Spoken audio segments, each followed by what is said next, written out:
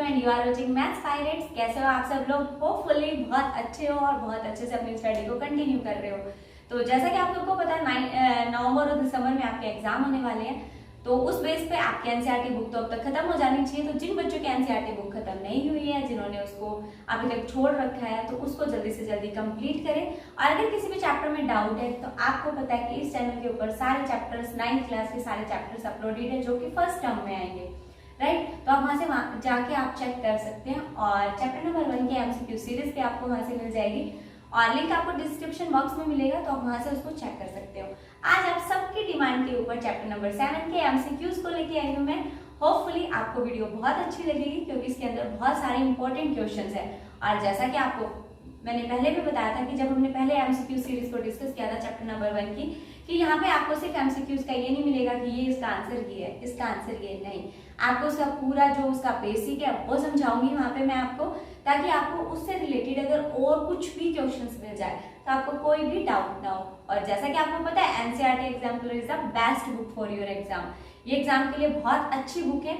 NCERT book plus NCERT exemplar ये दोनों कर लो, उसके बाद प्रैक्टिस के लिए आप बाकी कोई भी एग्जाम्पलर उठा सकते हो, वहां से प्रैक्टिस करो, क्योंकि मैथ्स क्या मानता है? प्रैक्टिस। बिल्कुल, मैथ्स को जितना आप टाइम दोगे, जितनी उसकी प्रैक्टिस करोगे, आप उस सब्जेक्ट में उतना ही स्ट्रॉन्ग बनोगे। और मैथ्स के लिए तो प्रैक्टिस तो चाहिए, राइट। एमसीक्यूज को आज हम डिस्कस करेंगे। अगर कहीं भी डाउट हो आप कमेंट करके बता सकते हो, आपको उसका रिप्लाई दोबारा से मिल जाएगा, ठीक है। बट मुझे लगता नहीं कि कहीं भी डाउट की कोई गुंजाइश होगी, क्योंकि हर क्वेश्चन के साथ मैं उसके बेसिक्स को डिस्कस करूंगी। तो चलो without wasting any time start करते हैं आज की क्लास। तो क्या है क्वेश्चन नंबर फर्स्ट? देखिए क्या है, विच of the following is not a criteria for congruence of triangles. Triangles की कॉन्ग्रुएंस के लिए क्या करें, इनमें से कौन सा क्राइटेरिया नहीं है? तो सबसे पहले एमसीक्यूज को छोड़ो, क्योंकि एमसीक्यूज आपको एग्जाम में देखने हैं। अभी पहले उसका थोड़ा बेसिक देखते हैं। ये क्या कह रहा है, क्वेश्चन क्या पूछा है, विच of the following is not a criteria for congruence. Congruence के लिए कौन सा क्राइटेरिया नहीं है? तो आप मुझे ये बताइए कि किसी भी ट्राइंगल को कॉन्ग्रुएंट प्रूव करने के लिए हमने कितने उसके क्राइटेरिया बताए थे? 5, राइट। और कौन कौन से थे पहले उनको देख लेते हैं। हमने पढ़ा था साइड एंगल साइड, राइट। फिर हमने पढ़ा एंगल एंगल साइड, उसके बाद पढ़ा एंगल साइड एंगल, उसके बाद शायद मैंने आपको करवाया था साइड साइड साइड, राइट। उसके बाद हमने पढ़ा था आरएचएस। तो हमने ये 5 जो कॉन्ग्रुएंस के क्राइटेरिया थे वो हमने पढ़े थे कि किस किस के अकॉर्डिंग जो 2 ट्राइंगल्स उनको हम कॉन्ग्रुएंट शो कर सकते हैं।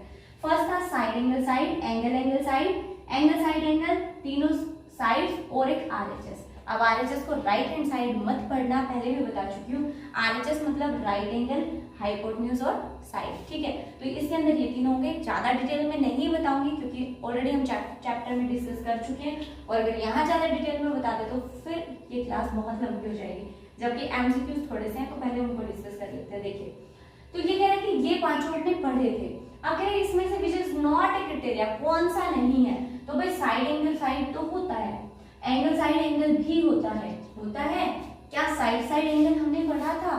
नहीं पढ़ा, तो हम इसको टिक करेंगे। ये तो हमने क्या, मैंने सिर्फ ऐसे बताया कि ये पढ़ा था इसलिए टिक कर दिया, बट एक्चुअल में हमारा आंसर क्या होगा? ये उसने पूछा विच इज नॉट, जो नहीं है विच इज नॉट, तो कौन सा नहीं है?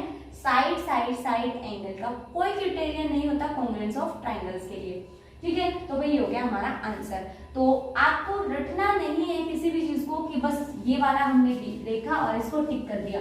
आपको रटना तो बिल्कुल भी नहीं है। आपको क्या करना है, आपको पहले ये देखना है कि हमने बेसिक किया था, और चैप्टर से पहले भी जब भी एग्जाम दो उससे पहले एक बार बेसिक्स को रीड कर लेना। अगर आपके बेसिक्स अच्छे से आपके माइंड में सेट है ना, तो फिर एग्जाम में आपको कोई प्रॉब्लम नहीं आएगी, क्योंकि बेसिक्स के बेस पे जितने भी क्वेश्चन या जो भी चैप्टर है पूरा उसी के बेस पे है, तो आप उसी क्वेश्चन को रिलेट कर पाओगे, और अगर तुक्का भी लगाओगे तो भी अच्छे से लग जाएगा।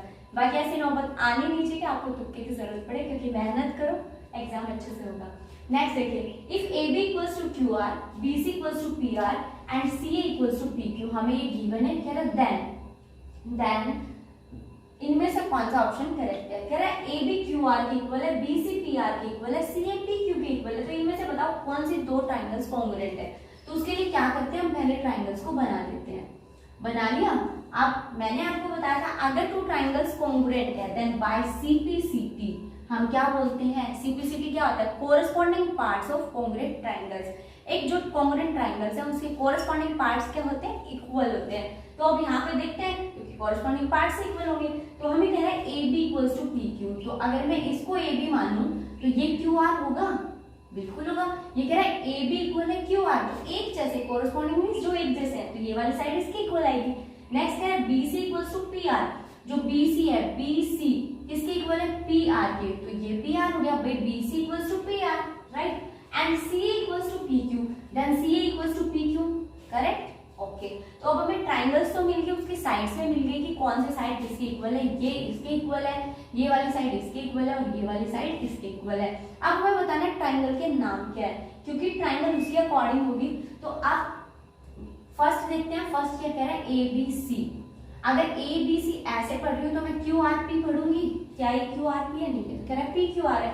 अगर मैं ऐसे इसको लिखती हूँ ए बी सी और पी क्यू आर, इसका मतलब है ए बी किसके इक्वल होगा, पी क्यू के, बट ऐसा नहीं है। तो फर्स्ट ऑप्शन रॉन्ग हो गया। अब सेकेंड ऑप्शन को चेक करते हैं, क्या कह रहा है, C B A, C B ए, यहाँ से स्टार्टिंग की तो मैं इसकी भी यहीं से करूंगी, पी आर क्यू, क्योंकि सी बी और पी आर इक्वल है। तो जैसे हम ट्राइंगल का नाम देंगे ना, उसी अकॉर्डिंग उसकी साइड्स इक्वल होती है, क्योंकि क्या होता है, टू ट्राइंगल्स अगर कॉन्ग्रुएंट है तो उसके कोरस्पॉन्डिंग पार्ट्स इक्वल होते हैं। तो कोरस्पॉन्डिंग पार्ट्स के अकॉर्डिंग हमें चेक करना होता है। तो क्या बोल रहा है यहाँ पे, देखो सी बी ए, तो ये होना चाहिए पी आर क्यू, यही तो है। तो इसका मतलब ऑप्शन बी क्या है मेरे पास, करेक्ट है, ऑप्शन बी करेक्ट है। तो ये चीजें ध्यान रखिए, नाम बड़े ढंग से ऐसा नहीं होता कि कुछ भी नाम लिख दिया, कुछ भी नहीं होता, उसका कुछ मीनिंग होता है। थर्ड में देखिए क्या कह रहा है, in triangle A B C, A B equals to A C and angle B equals to 50 degree. अब कह रहा है ए बी सी, एक ट्राइंगल है ए बी सी, मैंने ट्राइंगल ली यहाँ पे, A B equals to A C, A B A C के इक्वल है, and angle B equals to 50 degree, angle B कितना है 50 डिग्री है, then angle C is equal to, तो कह रहा बताओ भाई एंगल सी कितना होगा। तो ये तो बिल्कुल सिंपल सा क्वेश्चन है, और आपको पता है कि ये एक ही थ्योरम ऐसी है जो कि एग्जाम में बता रखे कि जिसका प्रूफ आपको ध्यान रखना है, बाकी इससे स्टेटमेंट आपको ध्यान रखनी है। इसका प्रूफ भी अब याद आया कौन सी थ्योरम की बात करें, क्योंकि एक ही चैप्टर नंबर 7 में थ्योरम है, तो होपफुली याद आ गई होगी। अगर नहीं आई है तो देखिए क्या है वो थ्योरम, कह रहा है कि अगर ट्राइंगल की टू साइड्स इक्वल है तो उसके जो ऑपोजिट एंगल्स है वो भी क्या होंगे, इक्वल होंगे। कैसे ट्राइंगल होती है, आइसोसेल्स। तो आइसोसेल्स ट्राइंगल में अगर टू ऑपोजिट साइड्स इक्वल है तो उसके टू ऑपोजिट एंगल्स हैं वो भी क्या होंगे, इक्वल। तो इस साइड के ऑपोजिट एंगल्स ये हो गए, मतलब अगर एंगल बी 50 डिग्री है तो एंगल सी भी कितना होगा, 50 डिग्री। तो 50 का ऑप्शन है इसमें, ये आपका आंसर हो गया। अब यहाँ पर आप जो गलती करते हो उसको एक बार फिर से बता रही हूँ। पता है क्या होता है, जब हम पढ़ते हैं तो कुछ चीजों को रटते हैं, और रटना नहीं है। अगर रटोगे तो फिर कहीं ना कहीं फंसोगे जरूर। तो रटना नहीं है मतलब क्या करते हैं, हमने हमेशा ट्राइंगल ऐसे देखा, भाई ए बी सी एक ट्राइंगल है, इसकी ये दोनों साइड इक्वल होती है, तो इसकी ये दोनों एंगल्स इक्वल होती है। बट जब क्वेश्चन इस टाइप से आ जाते हैं कि भाई इसकी और ये साइड लेते हैं ना, अब उसने दे दिया ये और ये साइड इक्वल है, यानी A B equal to B C है, और आपको ये वाला एंगल दे दिया, बताओ ये वाला एंगल, तो बच्चे कंफ्यूज हो जाते हैं। अब आपको कंफ्यूज नहीं होना है, आपको देखो देखना क्या है, साइड से कुछ फर्क नहीं पड़ता है। ये वाली हमने डायरेक्ट पढ़ा है, बस ये साइड है तो ये एंगल है। अब यहाँ पर देखो, अगर ये साइड बदल गई तो क्या हुआ, यहाँ ना देखे अगर ये दे दी, बात तो ये दोनों तो इसके ऑपोजिट एंगल्स ये हो गए, तो फिर ये वाले एंगल्स इक्वल होंगे। आप ये सोचते हो ये वाली साइड है और जल्दी जल्दी में ये नहीं, ये जरूरी नहीं कि आपने हर बार यही पढ़ा है, तो यही क्वेश्चन है। एक बार क्वेश्चंस को ध्यान से पढ़ो, क्योंकि 1 नंबर का क्वेश्चन है, और अगर आपने जल्दी में गलती से कोई और टिक कर दिया तो मतलब आपका क्वेश्चन गया। तो ये ध्यान रखना, साइड कौन सी, अगर ये साइड है तो ये वाला एंगल, और अगर आपको ये दे रखा हो ये और ये साइड दे दी तो फिर ये और ये वाला एंगल हो गए। तो क्वेश्चन को ध्यान से पढ़ना, ठीक है। नेक्स्ट देखिए क्या कह रहा है, in triangle ABC BC equals to AB, in triangle ABC BC equals to AB and angle B equals to 80 degree. तो अब इस क्वेश्चन में अगर इस क्वेश्चन को ध्यान से देखें तो क्या कह रहा है, उसने ये देके ये पूछ लिया, अगर वो कहता है ये दे दिया और ये वाला एंगल बताओ तो कैसे निकालते, वही क्वेश्चन ये है। क्या कह रहे हैं, इन ट्राइंगल एबीसी, अगर मैं एक एबीसी ट्राइंगल की बात करूं, ए बी सी, वे लाइन स्ट्रेट नहीं है, थोड़ा सा स्ट्रेट कर देते हैं, है ना। तो क्या कह रहा है, in triangle ABC BC equals to AB, BC equals to AB, अगर बीसी एबी के इक्वल है, तो मैंने देखो ऐसे बनाया था ना, डायरेक्ट हमेशा सीधे देगा ये जरूरी नहीं, तो बीसी एबी के इक्वल है, इसका मतलब ये वाला एंगल इसके इक्वल होगा। नेक्स्ट क्या कह रहा है, एंगल बी इक्वल्स टू 80, अब एंगल बी दे दिया 80 degree, then angle A is equal to, और पूछ रहा है कि एंगल ए बताओ। तो इस वाले क्वेश्चन को 3 तरीके से दे सकता है। कौन कौन से टाइप हो सकते हैं? फर्स्ट ये हो सकता है कि ये वाली साइड इसके इक्वल है, देन और ये एंगल आपको दे रखा है बी, सी बताओ। तो सी तो बिल्कुल सिंपल है, अगर दो साइडें इक्वल है तो उसके ऑपोजिट एंगल्स भी क्या होंगे? इक्वल होंगे, राइट। सेकंड में क्या बोल सकता है कि आपको ये यही दे रखा है A B equals to A सी, और एंगल बी दे रखा है, वो पूछ रहा है what is the angle A. तो एंगल ए क्या होगा? भाई सिंपल है, ये 50 है तो ये तो 50 होगा, अभी बताया था। नेक्स्ट हमें पता है ट्राइंगल जो है उसके एंगल्स का सम कितना होता है। एंगल सम प्रॉपर्टी पढ़ी है ना, तो ट्राइंगल्स के एंगल्स का सम कितना होता है? 180 डिग्री। अगर 180 डिग्री होता है तो 50 प्लस 50 तो कितना हो गया? 100, बचा कितना? 80, तो ये एंगल कितना हो गया? 80 डिग्री। अब थर्ड टाइप ये हो सकती है, क्या पूछ रहा है वो? ए बी बी सी के इक्वल है, यही बोला ना भाई, बी सी ए बी के इक्वल है, बी सी ए बी के इक्वल है। इक्वल है मतलब ये वाला एंगल इसके इक्वल है। कह रहे एंगल बी दे दिया, आप बताओ एंगल ए बताओ। तो ये कैसे बताओगे? अब आपको पता है ये साइड इक्वल है तो ऑपोजिट एंगल्स इक्वल होंगे, यानी यहाँ पे एंगल ए एंगल सी के इक्वल है। अब ये 80 है, आपको पता है एंगल सम प्रॉपर्टी के according sum of angles of a triangle कितना होगा? 180 डिग्री। तो ये हो गया मेरे पास 180 डिग्री होता है, तो ये अगर 80 है तो इन दोनों का सम कितना बचेगा मेरे पास? Angle A plus angle C तो 100 आया। भाई टोटल 180 होता है, ये 80 है तो इन दोनों का सम 100 होगा, बिल्कुल होगा। अगर इनका सम 100 होगा तो ये दोनों तो इक्वल है, तो अगर मैं इस 100 को 2 से डिवाइड कर दूं तो एंगल ए एंगल सी आ जाएगा। क्यों? क्योंकि दोनों का सम 100 है और दोनों तो इक्वल है तो 2 से डिवाइड करेंगे और ये भी मेरे पास 50 डिग्री आ जाएगा, और ये भी। पूछा क्या है? ए पूछा है, ए का आंसर दो, सी पूछा है, सी का आंसर दो। तो ये आ गया एंगल ए, तो कितना हो गया? 50 डिग्री। क्वेश्चन बहुत इजी क्वेश्चन है और होपफुली आपको समझ भी अच्छे से आ रहे होंगे, क्योंकि मैं जो आपको डिटेल में समझा रही हूँ वहाँ पे एक क्वेश्चन के साथ आपको 2 से 3 क्वेश्चन को और करने की समझ आ जाएगी, अगर बेसिक को अच्छे से करोगे। तो अगर क्लास अच्छी लग रही है तो वीडियो को लाइक करें, शेयर करें और चैनल को सब्सक्राइब जरूर करें, क्योंकि आगे जो भी एमसीक्यू सीरीज आएंगी तो वो सभी आप तक पहुंच पाए। नेक्स्ट देखिए, इन ट्राइंगल PQR। अब क्या है PQR? चलो नाम बदल देते हैं, ट्राइंगल तो यही रख लेते हैं, है ना। तो ये हो गया हमारे पास ट्राइंगल PQR। बस इतनी देर में तो दूसरी ट्राइंगल बन जाती है, राइट। PQR कह रहा है in triangle PQR angle R equals to angle P। Angle R जो है वो एंगल P के इक्वल है, and QR is 4 centimetre and PR is 5 centimeter, PR is 5 centimeter, then the length of PQ। तो कह रहा है length of PQ बताओ मुझे। आप ध्यान से देखना फिर से क्या कह रहा है। उसने बोला एंगल R एंगल P के इक्वल है। भाई एक ट्राइंगल में 2 एंगल्स कब इक्वल होते हैं? जो हमने पहले पढ़ा था, 2 साइड अगर इक्वल है तो उसके ऑपोजिट एंगल्स इक्वल है। तो यहाँ पे सेम कह रहा है, अगर 2 एंगल्स इक्वल है तो उनके ऑपोजिट साइड्स इक्वल होगी, क्योंकि हमने इसका थ्योरम का प्रूफ भी पढ़ा और उसके बाद उसका कन्वर्स भी पढ़ा है। तो यहाँ पे कन्वर्स यूज हो रहा है। क्या कह रहा है? अगर 2 एंगल्स इक्वल है तो भाई अगर 2 एंगल्स इक्वल है ना तो उसकी जो ऑपोजिट साइड्स हैं वो भी क्या होंगी? इक्वल होंगी, ठीक है। तो उसने बोला ये 4 सेंटीमीटर है तो ऑब्वियस सी बात है ये भी कितनी होगी? 4 सेंटीमीटर। ये उसने दे दिया, अच्छी बात है दे दिया, बट उसकी कोई नीड नहीं थी, क्योंकि अगर 2 एंगल्स दे रखे तो ऑपोजिट साइड्स इक्वल होगी। ये 4 centimetre then that is also 4 centimetre, तो ये भी 4 होगी। ऑप्शन है 4 का, बिल्कुल है, ये आ गया हमारा आंसर। नेक्स्ट देखिए क्वेश्चन नंबर 6। क्या कह रहे हैं? D is a point. D क्या है? हमारे पास एक पॉइंट है on the side BC of A triangle ABC। तो ये आ गया मेरे पास ट्राइंगल ABC। आप क्वेश्चन देखिए, D is a point on the side BC। D जो है वो पॉइंट है, D जो है वो पॉइंट है किस पे? BC के ऊपर। Such that AD bisect angle BAC। और कह रहा है वो किस तरीके से है वो पॉइंट D? वो ऐसे सच दैट AD, जो ये AD लाइन लगाओगे, बाइसेक्ट करती है किसको? एंगल BAC को। BAC जो एंगल है उसको बाइसेक्ट करती है। बाइसेक्ट करने का मतलब क्या होता है? 2 इक्वल पार्ट्स में डिवाइड करना। तो इस एंगल को बाइसेक्ट करके मतलब ये एंगल इसके इक्वल हुआ, ठीक है। आप कह रहे हैं देन, तो ऑप्शंस आपको दे रखे हैं। तो देखो, क्योंकि जब हमें ये इंफॉर्मेशन गिवन होती है ना तो हमें बहुत सारी इंफॉर्मेशन चाहिए। अगर कॉन्ग्रुएंट है तो कॉन्ग्रुएंट के लिए भी 3 चीजें प्रूव करनी होती है और वो इनफ नहीं होती है। तो हम क्या करेंगे? उसके ऑप्शन से चेक करेंगे तो आंसर ज्यादा जल्दी आएगा। तो आपको करना क्या है? आपको सारी इंफॉर्मेशन को कलेक्ट नहीं करना है कि बस इतना किया, आप पहले ढूंढने लग जाओ कि इसको ट्राइंगल को कॉन्ग्रुएंट कैसे प्रूव करें। तो नहीं मिलेगा, क्योंकि उसने जो हमें स्टेटमेंट दिया वो सफिशिएंट नहीं है कॉन्ग्रुएंसी के लिए। तो सिर्फ जितनी देर के उस बेस पे आप क्या बोल सकते हो, आपको ये चेक करना है।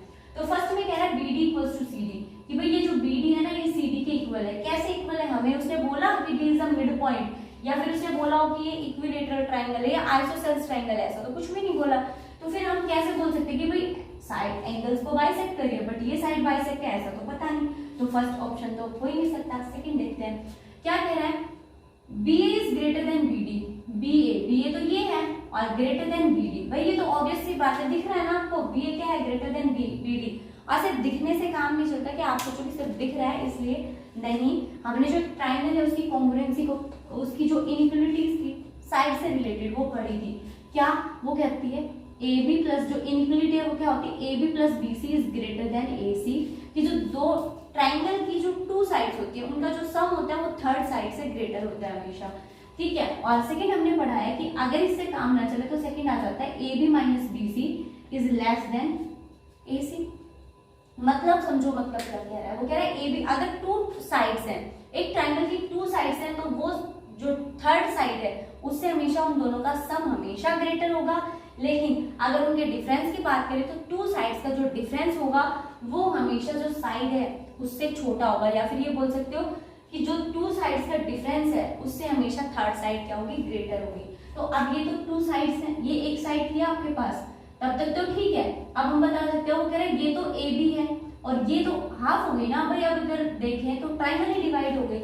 आप सिर्फ BD की बात कर रहे हैं तो BD क्या होगा, ऑब्वियस सी बात है, इससे क्या होगी, छोटी होगी। तो ये आ जाएगा इसका answer B, AB is greater than BD। AB है वो हमेशा इससे क्या होगी, BD से ग्रेटर, क्योंकि ये क्या कर रहा है, इसको डिवाइड कर रहा है। Question number 7, it is given that triangle ABC is congruent to triangle FDE and AB equals to 5 centimeter, angle B equals to 40 degree and angle A equals to 80 degree, then which of the following is true। तो आपको two triangles है वो congruent दे रखी है और कुछ उसके अंदर आपको जो इन्फॉर्मेशन है वो दे रखी है साइड्स और एंगल से रिलेटेड।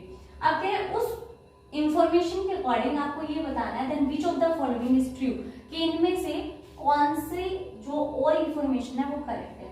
तो पहले टू ट्रायंगल्स की बात करें ABC और FDE, तो ये है मेरे पास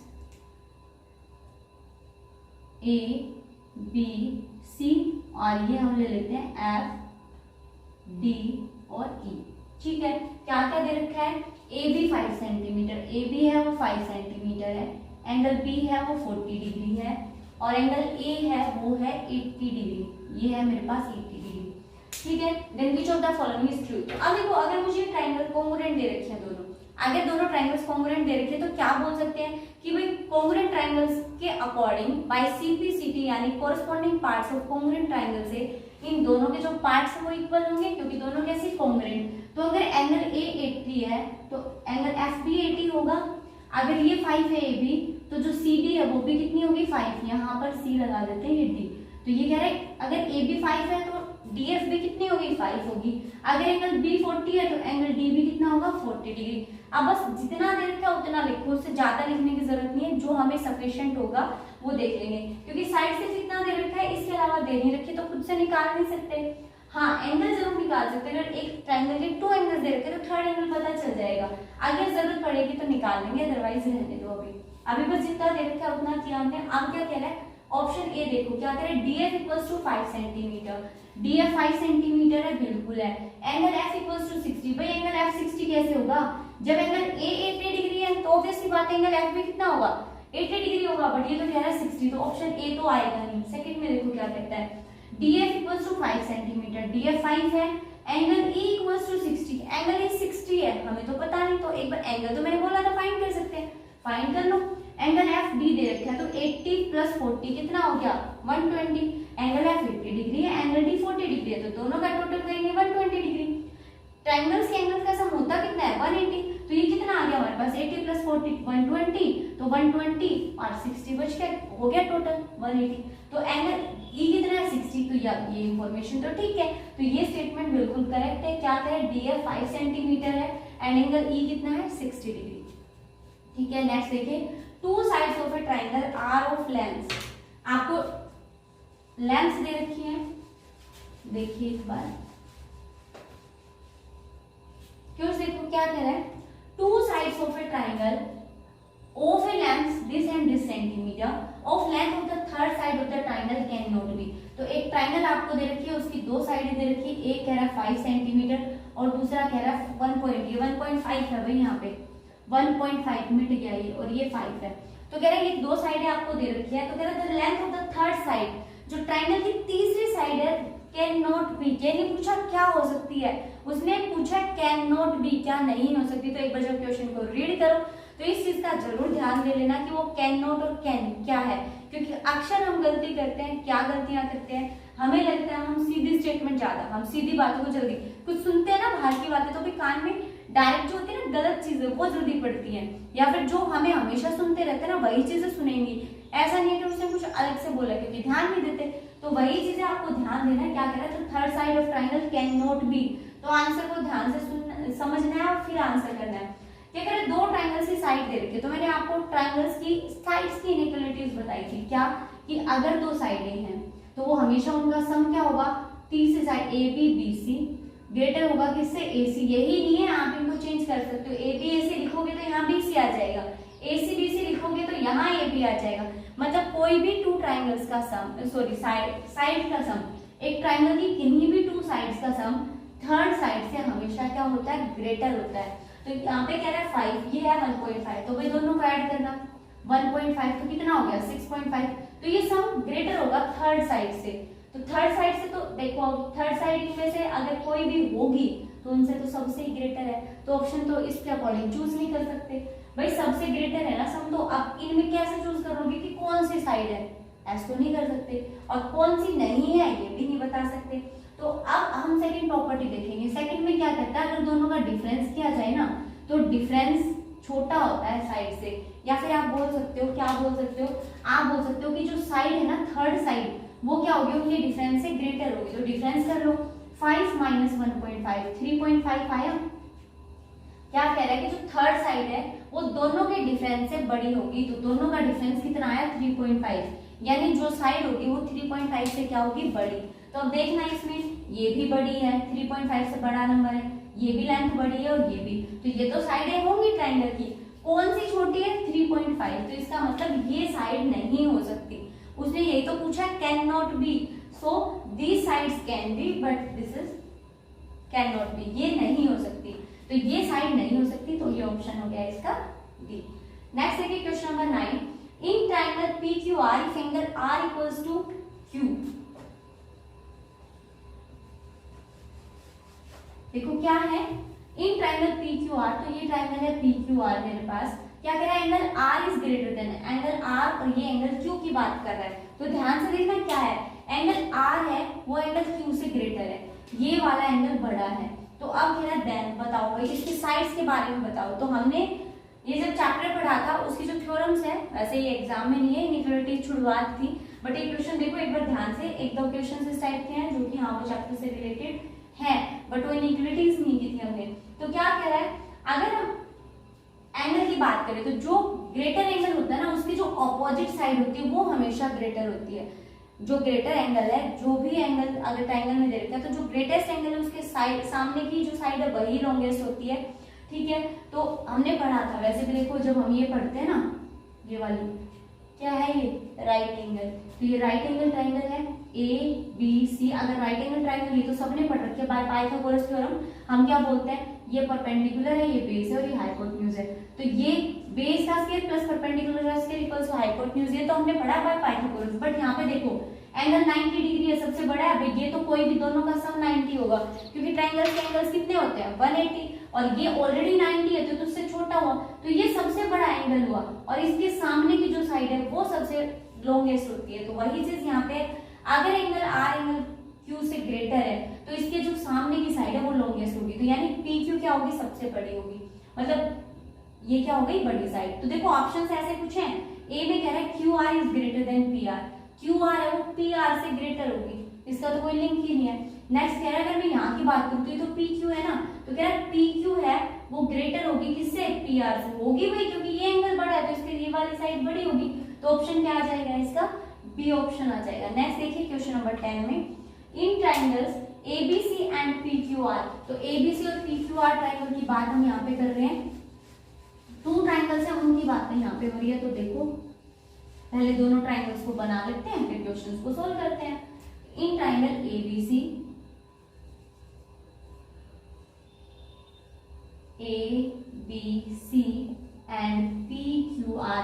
भाई आप लोग है ना टिक करने में ज्यादा ये ध्यान मत दो कि बस लिया और सीधा तुक्के मार के टिक कर दो, नहीं। जब भी आपको कोई भी क्वेश्चन इस टाइप का तो फिगर बनाने में बिल्कुल भी ये मत सोचना, वो कहते हैं ना आलस मत करना, तो आलस मत करना बिल्कुल भी, क्योंकि आपको ये देखना है कि हाँ भाई इसके अंदर क्या है, ABC या PQR है, तो आप फटाफट से ड्रॉ करो फटाफट से, क्योंकि मैं आपको समझा रही तो यहाँ पे टाइम लग रहा है। आप सोचोगे इतना टाइम एग्जाम में लेंगे तो एग्जाम पूरा कहाँ होगा, आप तो शॉर्टकट से फटाफट करोगे ना, ट्रायंगल बनाए हाँ ये यहाँ, मैं तो आपको पूरा डिटेल में समझा रही हूँ, तो आपका इतना टाइम कंज्यूम नहीं होगा, तो आप क्वेश्चन को ध्यान से डायग्राम बना के फटाफट से सोल्व करना। क्या करें, in triangle ABC and PQR, AB equals to AC, AB है वो AC के इक्वल है, एंगल C एंगल P के इक्वल है, and angle B angle Q के इक्वल है। देखो C P के इक्वल है, तो आप इसको कुछ सिंबल बना लेते हैं, एंगल C P के इक्वल है ताकि ध्यान रहे। आगे कह रहा है एंगल B एंगल Q के इक्वल है, एंगल B एंगल Q के इक्वल है, तो इसको मैं ऐसे लगा देती हूँ ताकि पता चल जाए ये इसके इक्वल है, ये इसके इक्वल है। द टू ट्राइंगल्स आर, तो अब कह रहा है बताओ भाई दो ट्राइंगल्स है उनको क्या बोल सकते हो, टू ट्राइंगल्स आर दीज। अब उसने ना तो ये बोला कि दोनों ट्राइंगल्स कॉन्ग्रुएंट है, ठीक है, वो तो पूछ रहा है कि ये ट्राइंगल्स किस टाइप के, बस उसने जो आपको बताया वो समझो। क्या कह रहा है, ये वाला एंगल इसके इक्वल है, ये वाला एंगल इसके इक्वल है। अब इससे कॉन्ग्रुएंसी प्रूव हुई, कॉन्ग्रुएंसी के लिए आप क्या प्रूव करते हो, तीन चीजें प्रूव करते हो, तो तीन चीजें देखो। क्या उसने कुछ बोला कि वो कह रहा है AB इक्वल्स टू AC, इसने तो इसी की साइड बता दी, ना तो ये बोला कि इस साइड कोई इसकी कोई साइड इक्वल है, नहीं बताया। टू एंगल इसके बता दिए, ठीक है। क्या हमारे पास एंगल की अगर टू एंगल्स ये इसके इक्वल है, ये इसके है, तो थर्ड तो अपने आप इक्वल होगा, लेकिन क्या हमारे पास एंगल ये कोई क्राइटेरिया है, बताओ भाई, कोई भी क्राइटेरिया हो तो नहीं है ना, कोई भी क्राइटेरिया तो ऐसा कुछ है नहीं। हाँ साइड का हो सकता था, तो कॉन्ग्रुएंट तो प्रूव हो नहीं सकती। सेकंड देखिए क्या कह रहा है, अगर ये दोनों साइडें इक्वल है, अगर ये दोनों साइडें इक्वल है तो ऑब्वियस सी बात है ये वाला एंगल इसके इक्वल होगा, angle B equals to angle C होगा। क्यों, क्योंकि AB किसके इक्वल है, AC के इक्वल है, AB इक्वल है AC के, तो हम बोल सकते हैं यहाँ से एंगल B एंगल C के इक्वल होगा। ये तो हमने पढ़ रखा है कि अगर टू साइड्स इक्वल है तो उसके ऑपोजिट एंगल्स इक्वल होंगे।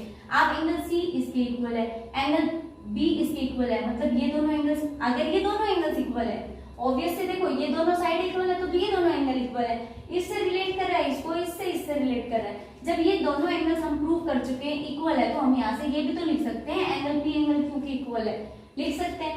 B C के इक्वल है तो P Q के इक्वल होगा। अगर एंगल P एंगल Q के इक्वल होगा तो इसकी ये साइडें भी कैसी होंगी, इक्वल, तो हम यहाँ से बोलेंगे इसके ऑपोजिट साइड्स भी इक्वल है, तो PR किसके इक्वल है, QR के, तो यहाँ से भी ये साइड इक्वल हो गई। बस इतना पता लगा सकते हैं और इससे ज्यादा कुछ भी नहीं बता सकते।